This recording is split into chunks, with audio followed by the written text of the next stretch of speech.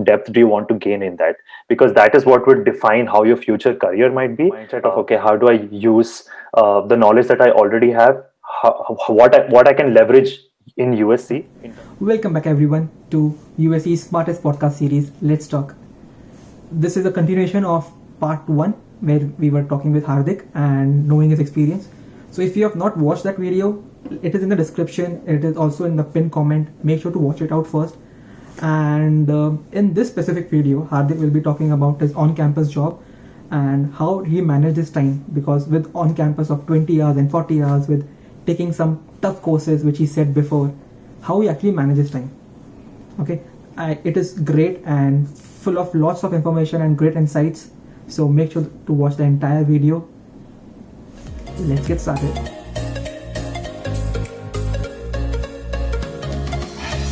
You said about on-campus job, right? So when was which semester did you first get your on-campus job? So I got my on-campus job in my first semester itself. Wow. So that was not something that I immediately got as soon as I joined. So Okay. I got it around the middle of my spring semester. And what was it? So I'm currently a research assistant at the Information Sciences Institute. So that is a research institute that is there.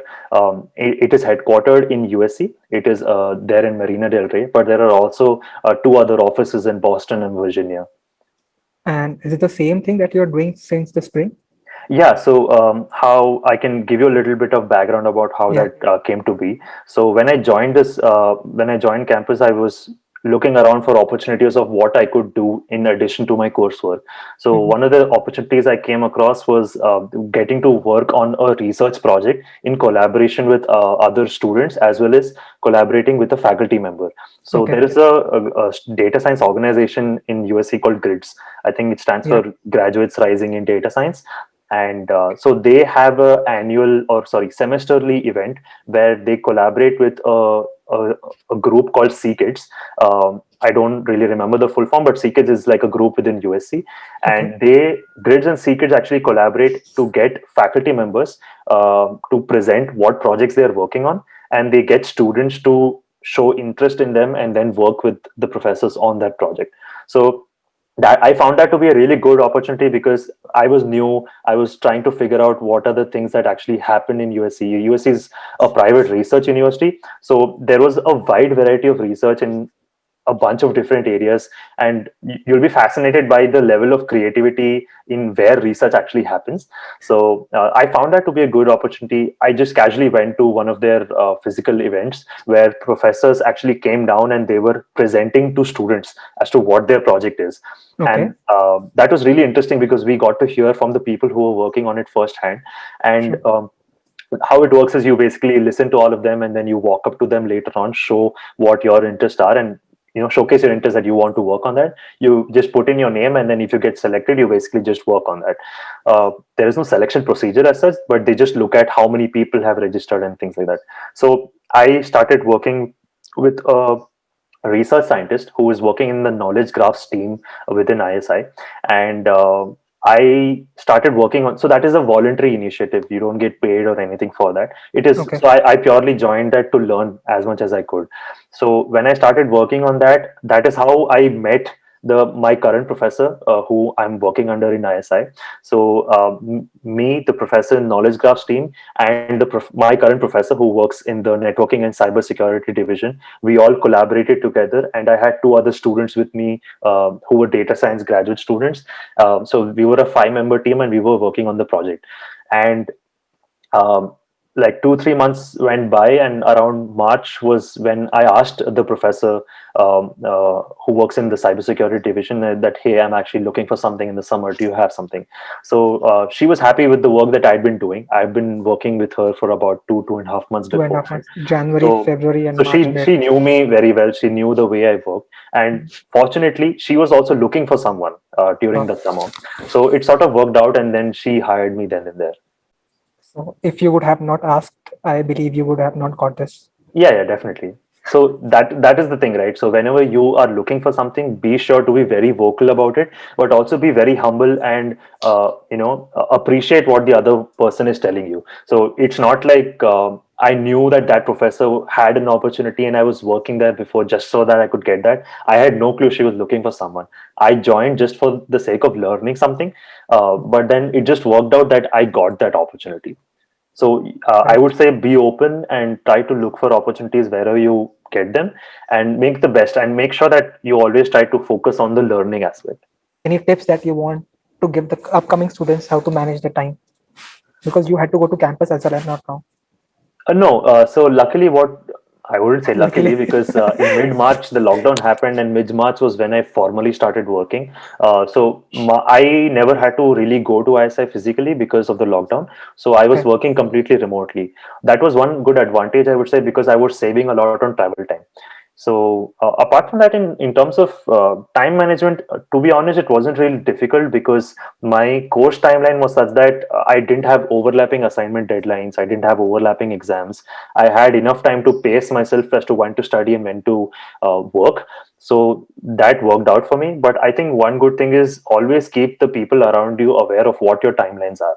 If you're working on an on-campus job, make sure to tell them when you have assignment deadlines, when you have exams, so that you make sure that you can work as well as study and manage both of them enough.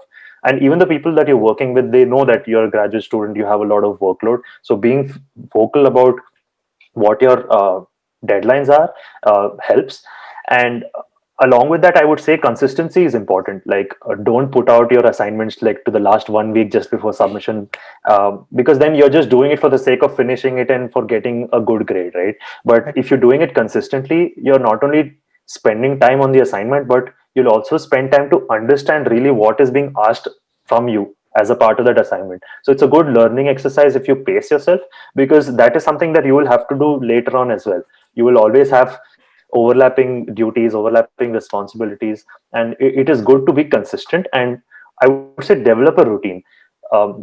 Doing all of these courses, working side by side, takes a toll on your physical health as well as mental health. So be regular in, like, probably eating well, exercising, things like that. Wow. Nice, nice, nice. And what about summer? Was it 40 hours or 20 hours? Yeah, 40 hours in the summer. It was 40 hours. So summer 40 hours on campus plus operating systems. Yes. And plus I was also preparing for internships that time. So Okay. Is it? I mean, you did it, so it is possible. But because even right now, if think I am also confused with, I am looking for on campus for 40 hours. If I take operating system and start lead code, will I be able to manage or not? So So, that is a personal question that you have to ask yourself. And um, I would say speak to the professor, speak to the teaching assistants over there, and try okay, to understand from them what is the expectation of the course. Because if you just register for a course blindly without knowing what you're getting your hands in for, you'll find a tough time, because you might not know that it might be lighter than you think, it might be heavier than you think, the course load, I mean. So uh, a good way to know whether that is the right time for that course, just speak to the professor. The professors in USC, and in general any professor actually, they're very open to discussing about what that subject is entailing, what is the requirement that you will have to fulfill. So yeah, definitely try that. perfect. I mean, that is a great advice for anybody who is currently studying and they are planning to come here. Just write a mail to the professor. I know for first semester you might not have more choices because of the concept of D clearance and many more stuff. But Oh, if you're I can actually tell you a yeah, funny story about that. So please, yeah, go ahead. when I joined in spring, the declared courses already for me was algorithms and databases, and Okay. I didn't want to take databases, but it was already pre-cleared for me. So I actually went ahead and dropped my database course, and then tried to register for the AI course. But at that time, I didn't know that my AI course and algorithms course, the lecture timings were actually overlapping, and I had to choose separate times. So what Mhm. I had to do to get AI was that I had to drop algorithms and then take algorithms again, so that I can choose a different date or a different section. But I didn't know at Okay. that time that if you're already pre-cleared for a course, if you drop it, you actually have to apply for declearance again. And I thought, okay, I've already been cleared, so I'll just be able to register. And that didn't happen. So I Shit. dropped Okay. databases. I tried to take AI, that didn't work. I dropped algorithms.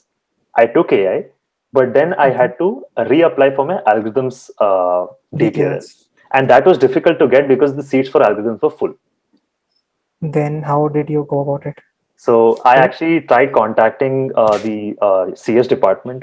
Tried speaking to advisors, and I I was, to be honest, a little nervous whether I would get it or not, because that would screw up my entire planning for that semester. But then I had already taken the risk, so I tried to speak to the advisor, explain to them that, hey, this is my first semester. I didn't know how all of this was going to work, and somehow they were willing to add an additional seat for me to join the course. They don't typically do that, but I was, to be honest, very lucky. So I spoke to the advisor. She recognized, and she was very helpful in understanding that, it's my first semester. I'm new here, and this is not something they generally do, but they were very accommodative for me. But people don't take such a risk. Talk to your academic advisor before dropping any course or taking any course, I would say. Yes, I would also suggest that before doing anything like this, please talk to them beforehand and clear it out with them, because if you do what I did, you'd be putting yourself in unnecessary risk. Correct. And 2 courses are required to maintain your F1 status. Otherwise, you have to take something called as reduced course load. Yeah. Which you actually want to take towards the last semester, most likely, because that is when you're actually searching for full-time job. So guys, again, we have to break the conversation here. I'm so sorry for that. But there's a part 3 coming up in next couple of days.